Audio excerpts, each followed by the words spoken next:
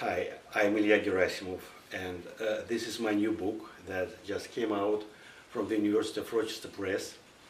Its title is Plebeian Modernity, Social Practices, Illegality, and the Urban Poor in Russia, 1906 to 1916. It sounds a bit abstract, and indeed an important element of this book is what might be called historical sociology. But it also is a social history of the urban lower classes in late imperial Russia, in four of its cities, Kazan and Nizhny Novgorod in the Middle Volga region, Odessa and Vilna, nowadays Vilnius. Moreover, it's a thick ethnography of everyday lives of actual people in these cities with enhanced interest to details of dress, dining and transportation, but also of pickpocketing, prostitution and counterfeiting.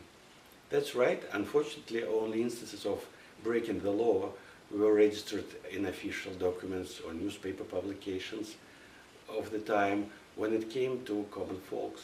So the question is how we should deal with these sources.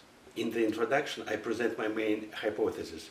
Instead of trying endlessly to deconstruct the narratives produced by the middle class elite in a rather hopeless search for authentic voices of the common people, we can read their actions as a text of sorts.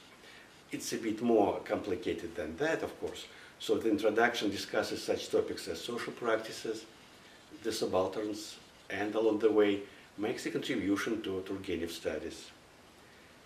Chapter 1 discusses the main categories of primary sources employed in the book, and this is not your typical historian's routine, ritual, as most of the sources have never been seen before. What's this, for example? It's an anonymous letter of extortion received in Odessa in 1915. You probably read about these letters in Sack Babel's novels, but I uncovered a whole collection of actual authentic letters of extortion in archive 17 years ago, and a bunch of anonymous letters in Vilnius, and a few in Nizhny Novgorod, and some in Kazan. Chapter 2 is focused mostly on Kazan and Nizhny Novgorod. No more than 30% of residents of Kazan or Odessa were born in these cities. The rest were coming from all over the country, speaking different languages. We begin discussing the phenomenon of plebeian society with basic questions, such as how did newcomers to imperial cities understand each other and self-organize into a coordinated community? This is how a typical protagonist of my book looked like. Can you identify him just by his look? I mean, who was he? A Russian, a Ukrainian, a Jew, a Pole, a Tatar, maybe a Lithuanian, an Armenian, or a Georgian? What, if any, role was played by the factor of ethnicity? Is it a meaningful category at all? What did it matter to be a Tatar or Russian in Kazan, for example?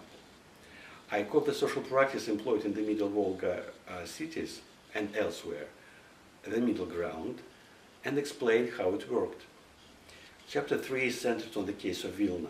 It looks at the plebeian society as a moral community, or rather as its performance as if it were a moral community. Well, this is a comprehensive survey of prostitution in the Russian Empire, taken in 1889.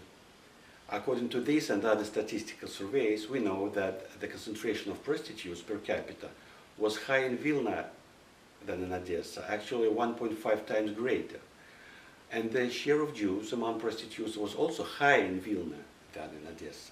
And yet, Vilna enjoyed the reputation of a patriarchal town of religious Jews, and Odessa was seen as an ultimate sin city. I argue that this performed patriarchality was an important social practice that helped to avoid potential devastating conflicts. Chapter 4 is all about violence. Violence is the third main social practice that I identify in the book as an important element of the language spoken by mostly illiterate or just non-discursive plebeians. Violence can be senseless, but it is never meaningless.